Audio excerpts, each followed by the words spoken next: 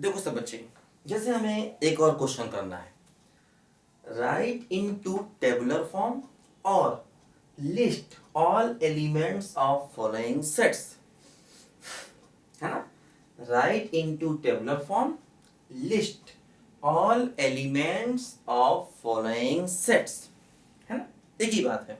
देखो जैसे पहला क्वेश्चन है, कह रहे हैं कि x such that x is N odd natural number, है ना।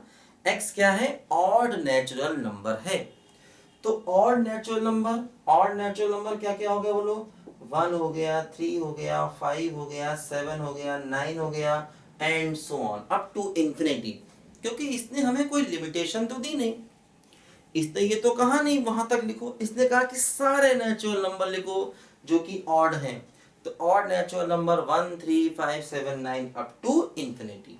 ठीक, अगला question, x such that x is an integer and x greater than -1/2 and less than 9/2। तो -1/2 और 9/2 के बीच में क्या लेना है बोलो? इंटीजर लेना है ना। x ग्रेटर देन -1/2 और लेस देन 9/2।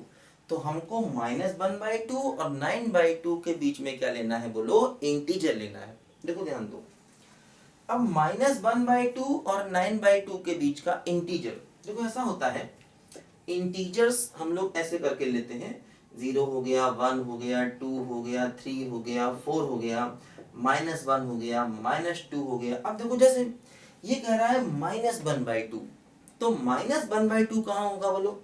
-1/2 बोलो यहाँ कहीं होगा, है ना, 0 और -1 के बीच में, है ना। -1/2 यहाँ कहीं होगा, 0 -1 के बीच में। और 9/2 क्या हुआ? 9/2 का मतलब क्या हुआ बोलो? 4.5। तो ये 4 और 5 के बीच में होगा। देखो ये 5, ये क्या हुआ बोलो? 9/2 हुआ, है ना। तो देखो ये हुआ -1/2 और ये हुआ 9/2, क्योंकि 9/2 का मतलब क्या होता? 4.5। तो -1/2, क्योंकि देखो ये 0 -1 के बीच में होगा, क्योंकि 1/2 का मतलब क्या होता? 0.5। 1/2 का मतलब क्या होता? 0.5। तो -1/2 का मतलब क्या हुआ? -0.5, -0.5, है ना। तो इसीलिए -0.5 यहाँ होगा। तो हमें क्या लेना बोलो? बीच के इंटीजर। तो देखो बीच के इंटीजर्स क्या क्या हो गए? एक तो 0 हो गया, और क्या हो गया? 1 हो गया, और क्या हो गया? 2 हो गया, और क्या हो गया? 3 हो गया, और क्या हो गया? 5 हो गया, है ना। तो -1/2 और देखो ये रहा 9/2 के बीच के सारे इंटीजर्स क्या क्या आ गए बोलो? 0 आ गया, 1 आ गया, 2 आ गया, 3 आ गया, और ये देखो 4 आ गया, है ना। तो -1/2 और 9/2 के बीच के देखो ये सारे इंटीजर्स हमने यहाँ पर लिख दिए। तो यही इस क्वेश्चन का आंसर, मतलब यही इसका टेबुलर फॉर्म हो गया। टेबुलर फॉर्म या रोस्टर फॉर्म बातें की है, और ये हमने इसके सारे एलिमेंट बता दिए। ठीक, अगला क्वेश्चन देखिए, x सच दैट, है ना, c इक्वल टू, c मतलब बताया मैंने आपको कि सेट को आप किसी भी कैपिटल अल्फाबेट से लिख सकते हैं, a से, b से, c से या फिर d से। तो c equal to x such that x is an integer and x square lesser equal to 4। क्या लिखा देखो? x square lesser equal to 4, है ना। x square lesser equal to 4 मतलब वो इंटीजर है और उस इंटीजर का जो स्क्वायर है वो 4 होगा या 4 से कम होगा, है ना। एक ऐसा इंटीजर है कि उसका स्क्वायर 4 होगा या फिर उसका स्क्वायर देखो 4 से कम होगा। तो देखो जैसे मैंने बताया इंटीजर क्या क्या होते हैं, जैसे 0 1 2 3 4 5 ये सारे क्या होते हैं बोलो? इंटीजर्स, है ना। ये सारे क्या है बोलो? इंटीजर्स। तो इंटीजर्स ये होते हैं। अब हमें ऐसा इंटीजर चाहिए, देखो ये सारे इंटीजर्स हैं, पॉजिटिव भी होते हैं, नेगेटिव भी होते हैं। इंटीजर्स पॉजिटिव भी होते हैं और नेगेटिव भी होते हैं। ऐसा इंटीजर चाहिए कि उसका स्क्वायर 4 हो या 4 से कम हो। देखो ऐसे 0 लेते हैं, तो 0 का स्क्वायर क्या हो गया? 0, है ना, और वो 4 से कम है तो 0 इसमें आएगा। ठीक, 1 लेते हैं, 1 का स्क्वायर क्या हुआ? 1, तो 1 4 से छोटा होता है, वो 20 में आएगा। जैसे 2 लेते हैं, x है ना, 2 लेते हैं 2, तो 2 का स्क्वायर क्या हो गया 4, अब वो 4 के बराबर है तो 2 भी ले सकते हैं। मतलब ये जो यहाँ पर लिख रहे हैं ये एक्चुअली x की वैल्यूज है ना, x की वैल्यूज हैं ये, यानी x 0 हो सकता है, x 1 हो सकता है, क्योंकि x अगर 1 लेंगे, अगर x 1 लेंगे तो उसका स्क्वायर क्या होगा 1, वो 4 से छोटा। अगर x को 2 लेंगे तो उसका स्क्वायर क्या हो गया 4, वो देखो 4 के बराबर। अब देखो x को 3 नहीं ले सकते, क्योंकि अगर x को 3 लिया तो 3 का स्क्वायर क्या हो जाएगा 9, वो 4 से छोटा नहीं होगा, है ना। 3 नहीं ले सकते, 4 5 आगे कुछ नहीं ले सकते, है ना। 0 ले सकते हैं, 1 ले सकते हैं, 2 ले सकते हैं, 3 4 5 नहीं ले सकते। अब पीछे की तरफ चलें, देखो जैसे पीछे आए, क्या आया बोलो -1, तो अगर हम x को -1 लें तो -1 का स्क्वायर क्या हो जाएगा +1, और वो भी 4 से छोटा है, तो इसका मतलब हम लोग -1 भी ले सकते हैं, है ना।